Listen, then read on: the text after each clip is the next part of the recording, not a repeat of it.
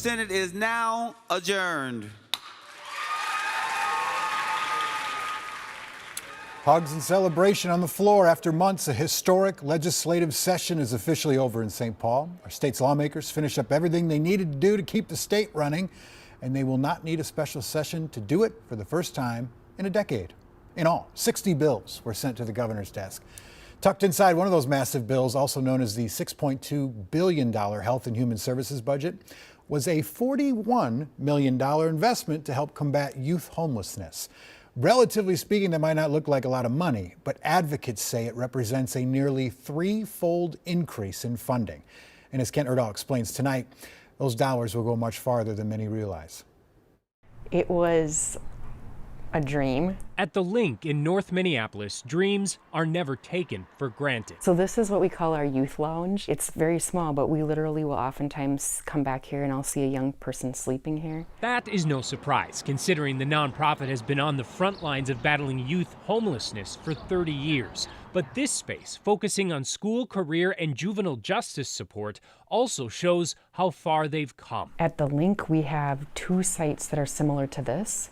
And then we have 3 emergency shelters. And then we have 9 housing programs that have a total of 261 units of housing. And the Link has done it with relatively little state support. The $362,000 it receives from Minnesota every year makes up just 2.5% of its budget.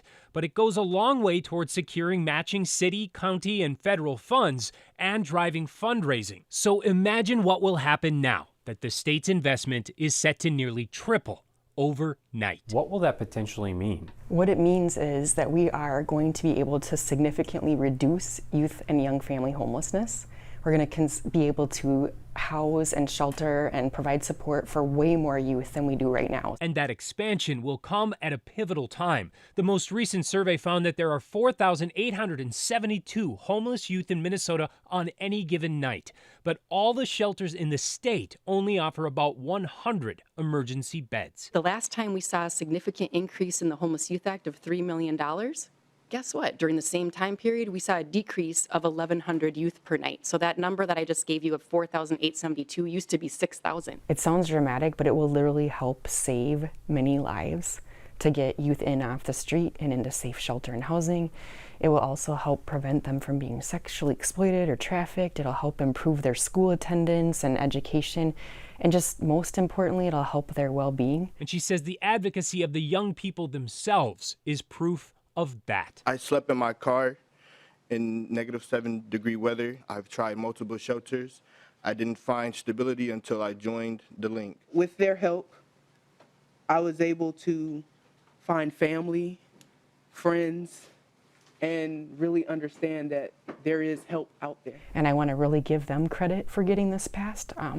They're brave enough to come down, share their stories with the legislators through testimony, which is super hard to do, and helped really lead this movement and will continue to. So I cannot give enough credit to them. It's amazing to see what they can do if they're offered some support.